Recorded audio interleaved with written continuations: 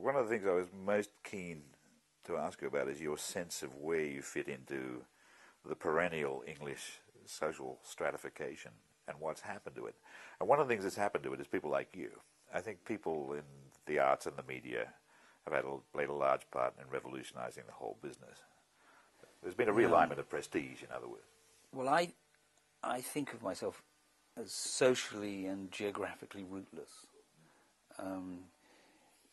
You must know this, that when your father moves out of the ranks through the sergeant's mess and becomes an officer, you get a new posting, you have to change all your friends. And those officers, those who came through the ranks, were always rather looked down upon by the Santos types. And they lived in a sort of strange social vacuum. I was sent off to a rather strange and classless experiment of a boarding school where they took working class kids from central London, from broken homes, out into the country in a sort of imitation public school. This was a state boarding school, and sent them all to university. Then I went to a brand new university. So socially I was never able to quite place myself, and because of my past of different army postings and boarding school, I never had any place either in England. Did you resent that? No, I think it's a great liberation in some ways. Well, I'm sure you do in retrospect. I'm thinking about at the time, were you made to feel? No, I never. That they were taller. I always thought they were taller, blonder boys just on the other side. Even in Australia, public school boys, so-called, they were private school boys in Australia, they were sort of bigger than us. I was maybe a little chippy when I went off to Sussex University, and there were kids there who everyone else seemed to agree were very important. But I could never quite... It's a lot of fun showing them they are. It irritated me enormously. I could never see what the J twins were about. And I'm sure I would have had a much harder time at Oxford or Cambridge. And you would have had a terrible time before the war, because things were already changing. But I admire those writers who do have a place, like, Chicago for Bellow, or Pennsylvania or Connecticut for Updike or whatever. But the test in Britain, isn't it, is whether you admire Evelyn Waugh for having his place in the landed gentry. We're living at a time where the old order has suffered such a comprehensive defeat. It's like the meltdown of the Soviet Union. The Tory party, for example, has practically ceased to exist, mainly because its constituency has melted. There aren't enough landed gentry to vote. Well, my delight at that, I still sort of like a heat-seeking missile. I can't resist another crisis in the Tory party. That's where I'll turn to first. I still haven't quite forgiven them those 18 years. You set up a little cheer. But coming back to Evelyn Waugh, well, we will forgive him for writing well, so we don't mind that he was, curmudgeonly old That's bastard. what Auden said about Paul Claudel. We forgive him for writing well. Yeah. I think he's the greatest modern English prose writer. It's hard to beat. But he was an extremely nasty person, and he was represented. In fact, even fellow members of the system said it wasn't quite as nasty as he made it seem, just simply by being in it. But there was no doubt that the old gang was still well in charge after the war, and to a certain extent they willed their own destruction. The modification of the old system was, you can give them that. It was in part their creation, the Beveridge report and so on. And it's become a fairer society. But I think one of your die-hard toffs and Tories, I think it's in The Child in Time, Lord Palmerston. Palmerston, yeah. He's a sort of unreconstructed bigwig, isn't he? He's got the opinion that the country's suddenly full of the wrong people. Yeah, well, he was sort of modelled on Alec Douglas Hume. He with those rather snakish lips and perfectly sort of stiff upper lip. Yeah. Didn't move an inch when he talked. I rather admired that in people. Purely, not socially, but just thought it was a great feat to be able to talk without moving a top lip. Big question that I wanted to raise. Is there a possibility that some of your material as a novelist is disappearing? Because the old social stratifications were handy. Well, I think there are remnants, and they're quite interesting too. I mean, our profession is still dominated by Oxford, extraordinarily, and Cambridge in second place. Well, I actually in my mind, I went through the writers of our generation, and they're practically all Oxford and Cambridge, except you, as a matter of fact. Yeah, well, it is odd, isn't it? Yeah. Something still hangs on there. So I don't think it's completely collapsed. you can't quite place people now, but I think this adds to the social soup. You can no longer place people simply because they have a glottal T. Yeah. They could be, They could be lecturers in philosophy. They could be faking it. One thing, they could be Mick Jagger. Yeah. How much of your career did you see when you, I don't say at school, but at sort of East Anglia Creative Writing School alumnus, really? Because it was a very, very intense atmosphere. All these guys were novelists. You were surrounded. Who'd you have around you? Angus Wilson? Angus Wilson, Malcolm Bradbury. Yeah. And all they cared about, so it seemed, was me, because I was the only student. This is the first program ever to reveal this fact. This is the whole student. They'd closed the course down. It was the very first year. No one had applied. And very late in the summer holidays, I applied. And they were very glad to have me. And I had a fantastic year because I had 2 real writers reading my stuff. They gave me no direction. They just say, that's fine, when's the next? I often think that the Bradbury and David Lodge School, I think I was the first ever to call it the Lodgebury School of Novel. It's terrifically underestimated. And it's a wonderful body of work. And it all comes out of this one part of England, really. And actually, it's terrible that Malcolm should die just as his career, I think, was... He had a sort of period of writing choppily short novels responding to political events. Yeah. And then he settled down to much more serious work again, and then passed away. But David, I think thinks... it's extraordinary how David is endlessly restless, intellectually curious, yes, as a novelist, and writing about the novel. He's one of the few people who write sense about it. Writes about it. He's just written on novel and consciousness. Yes. I see it's about to come out. But thinks there's a real engagement with evolutionary psychology and cognitive psychology, and it's funny, and still milking that campus novel well. He does it well. Was there an atmosphere of professionalism? Were you given advice on your career and when to do the short stories, when to do the novels? No, it was nothing like that. Because in retrospect, it's all been perfectly timed. You've got your short story collections. You build up a thirst for a novel, and then the novel appears. If anyone was sort of looking back on it and saying how McEwan planned his career, it would have a terrific shape. But actually, when you're living it, it's more by accident, isn't it? Totally. I just held out till I had a novel to write. There was nothing more than that. I just didn't have the right stuff. But no one at East Anglia gave that kind of advice. There was an experimental writer called Alan Burns, published by John Calder, that kind of writer. And he said to me, it's the only advice anyone would give me, he said, you completely misuse the comma. He said, you've read too much Beckett. The comma is not a full stop. He was dead right. I think Atonement is it's got a rich, willfully nostalgic flavour, rather like Brideshead. And I just wondered if you weren't getting back into the vanished image and enjoying it, and enjoying the fact that you can now inhabit it at will, as it were. There's a lot about the writer's will in Atonement, isn't there?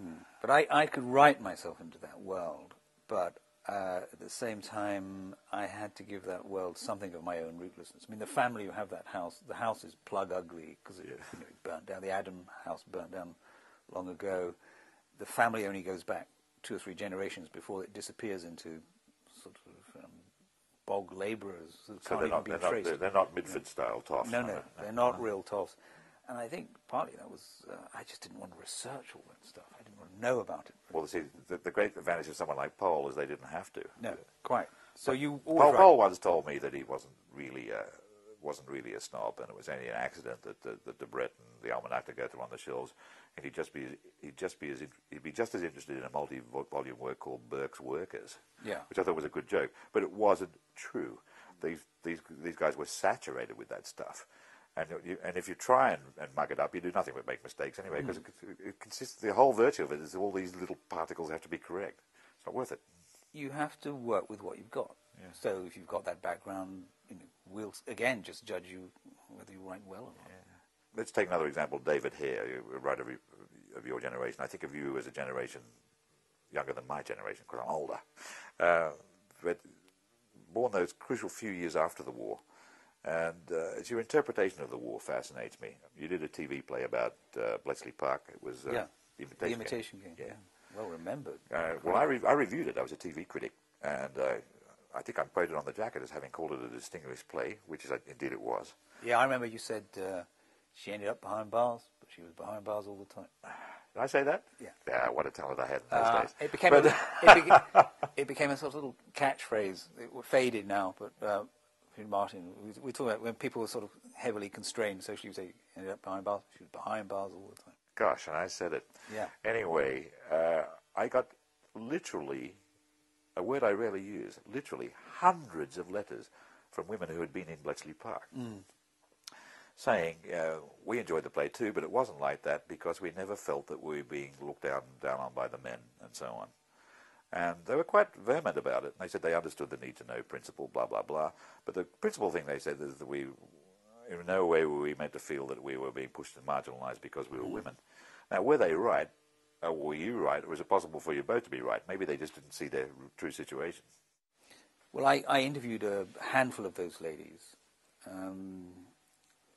Only one book had appeared at that point, and it was Peter Calvacressi's book. That's right. Hodges, not even Hodges' book on chewing had come out there. No, I went to see Hodges. Which I read on your recommendation, and it would just change my mind about all kinds of things. Yeah. You went to chewing. Yeah. I went to see Hodges, yeah, and he was halfway through that book. Those, even then, quite elderly ladies were talking for the first time, and most of them had not even spoken to their husbands. I mean, that principle of respect for secrecy laws ran very, very deep. No, and I think that their view of it was coloured or animated by the fact that they felt that they had done really significant war work. But there were 10,000 of those women working in and around Bletchley. There were a handful of very gifted women in the hut. All I was saying was that distribution of labour and gender simply mirrored something outside. It was, in that sense, unexceptional. Well, I don't think you were precisely questioning the country's folk memory of having attained solidarity during the war. You were saying that the women were underestimating the degree to which they were being patronised. David Hare went much further. He said that the solidarity was absolutely fake. That the working class were being screwed as usual. Yeah.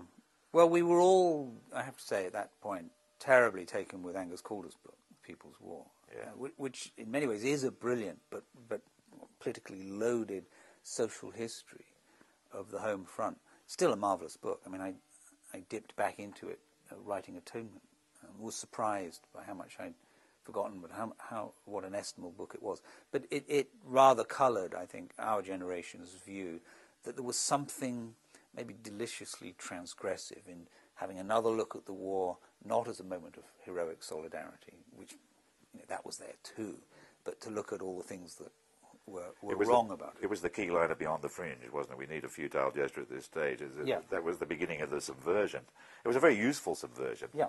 I just wondered that the consequences running all the way up to now, where the old system has virtually collapsed in a way I never quite expected. And you're faced with what the old Tories would now call a yob culture. And is this to any degree a consequence of deconstructing the old folk memory? I think it's time. I mean, the thing is, when Hare and I were writing in the 70s, everybody knew about the war. Yeah. I mean, all generations knew about it. Now, the active combatants are dying off, and the children remember it, but the grandchildren, as it were, are free of it. They have other concerns. Or they may have a new war on their hands that they won't be able to relate to any previous one. So I think it's more that. Back in the mid-70s, you could rely on a consensus about the war so that you could run against it. Yeah. And there were marvellous things that Calder taught us about. For example, right at the beginning of the war, during the evacuation time when the children were sent out into the country, it was a moment in which the country learned about the state of its working classes. Yes.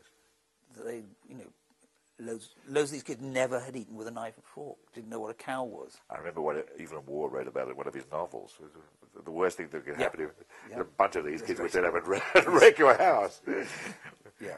No, he's very good on that. But you might say now that the house wreckers are in charge. Society is much more unruly now than it was when I got here. 40 years ago, it was still something out of tip-top comic. You could walk the streets unchallenged, you were safe. And when I now see that was a hangover, and society was about to change, and change radically. And you now might say, if you wanted to start a new controversy, the country really is full of the wrong people. I went down to the local shop down here. It's run by a wonderful family called the Patels. Most good news agents are run by a family called the Patels. And the racial division was fantastic. Behind the counter were the Patels, these fantastically distinguished, well-educated people. And queuing up to buy their children meals of sweets was the working class that the old Labour Party had once hoped to improve the condition of. And it manifestly hasn't worked. The people on this side of the counter buying their children meals of sweets were the big brother consumers. And what is to be done? And I'm putting what I would say is the conservative view. This conservative view doesn't really exist. It doesn't come from a conservative party. I think you can take this too far, Clive. I mean, I'm trying to. That sense of living in decline, afflicts us all. It's one of the sort of things that happen as you get older. It comes with grunting as you lower yourself. Yes, I agree with It's all part of that. There's no question. I'm in many ways turning into a dreadful old fart. I remember going to deliver copies of the New Review with Zandra Hardy, and I was amazed, and this was 1974, how few bookshops there were in London. Yeah. How many bookshops there are now? Yes, how many people read? The sales of paperback books, the queues to get in to see the latest, get into the game. Something I'm fond of pointing out to people who complain about too many branches of Starbucks. There are also too many branches of bookshops. It's wonderful. Try and get a ticket to 12th night at the Doma, whatever it is. I mean, yes, all that's going on. There is an underclass, and it needs rescuing, or someone's got to do something. But there is a sort of 35% of the kids now go to universities. When I was at university, it was 8%. And I don't buy the more is less, especially since I'm someone who now and then will have a paperback book for sale in the bookshops, and those kids who've been through universities are more likely to want to read it.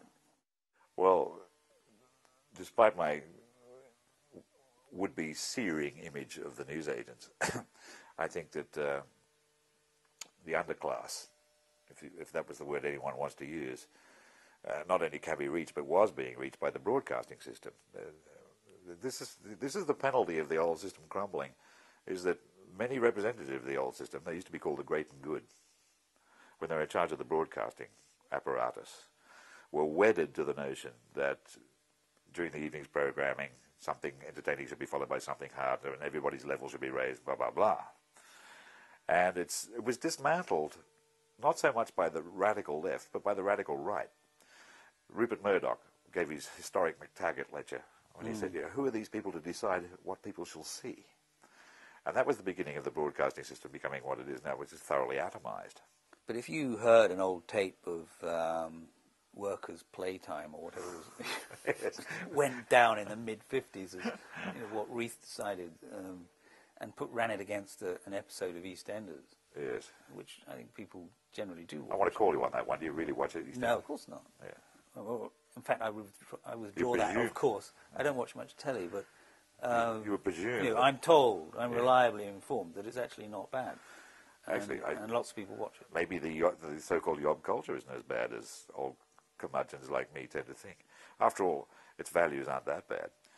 There's not a constant riot. We're not talking about Nazi times. It's amazing what people don't do when you think about it. Yeah, squashed into a city. It was quite surprising. I mean, look, think of the yobs that, coming back to Evelyn Waugh, it's interesting, he's come up so many times. What's the novel? It begins with a trashing of a room. Yes, and the climaxes with a wonderful scene where the man in the quadrangle vomits in through the window into the guy's room. Yeah, and of course he gets sent down. And he's the one who gets thrown out. And typical of a war hero, he does not complain. Waugh understood upper-class yobbery. But it's a very, very bad position to put myself in, but there is such a thing as a yob culture, and it bores me to death, and it fills the airwaves, it fills the media, it fills the streets, and I don't see or hear anything I like. And sometimes I just want to run and hide under Norman Tebbett's wing. I don't know how you get to hear so much of it. I mean, if you don't watch much telly, then you don't come across it. And you don't have to go out and buy The Sun. That's true. You could be reading Virgil's clothes. And, well, I usually am. Well, I'm trying to put an extreme view. We saw, the last telly we saw was last night, Ian Holm in the Homecoming. Marvellously sinister.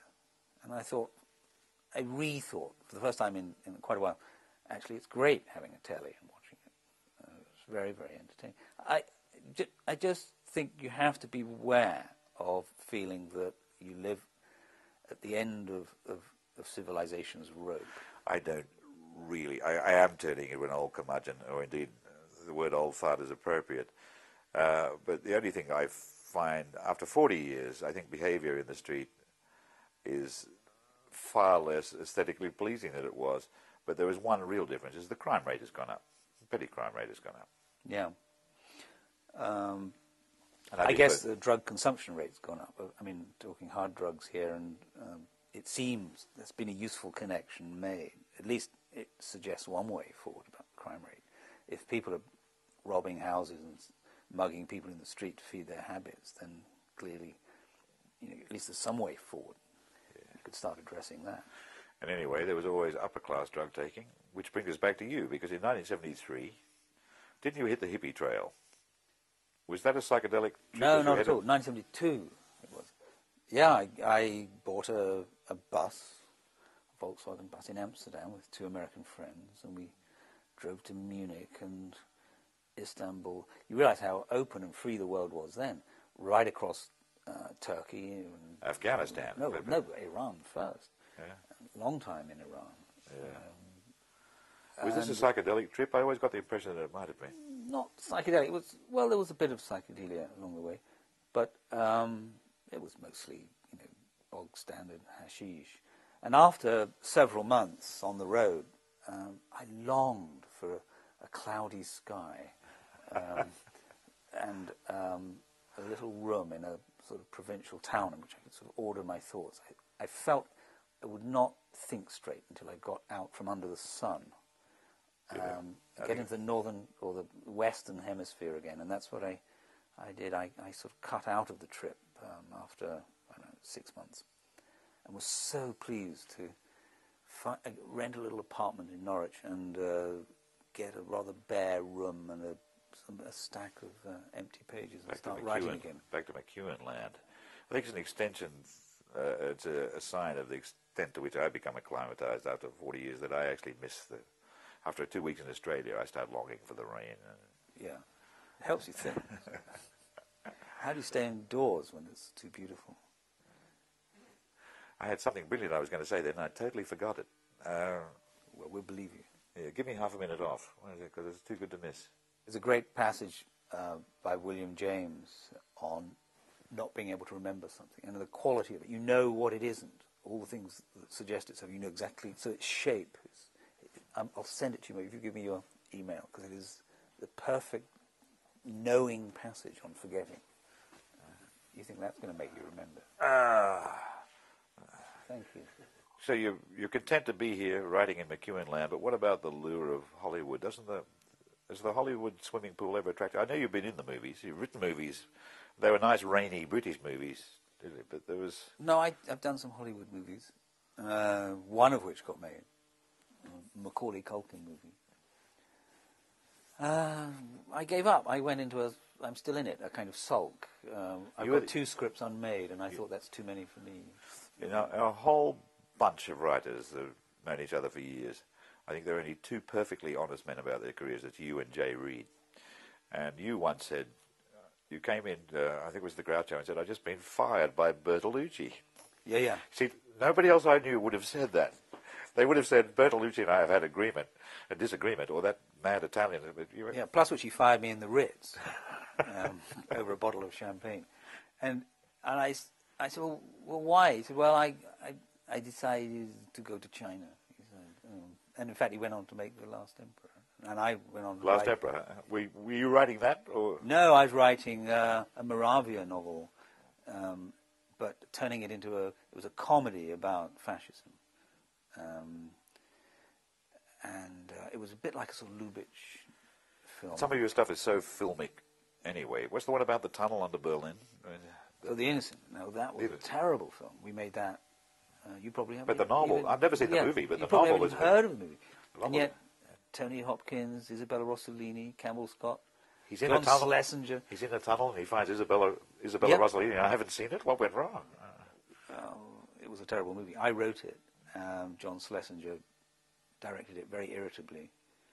And it just was no good. These things. Movies just take up so much time for the return. For a writer, too. It's not a writer's medium, it's a director's medium.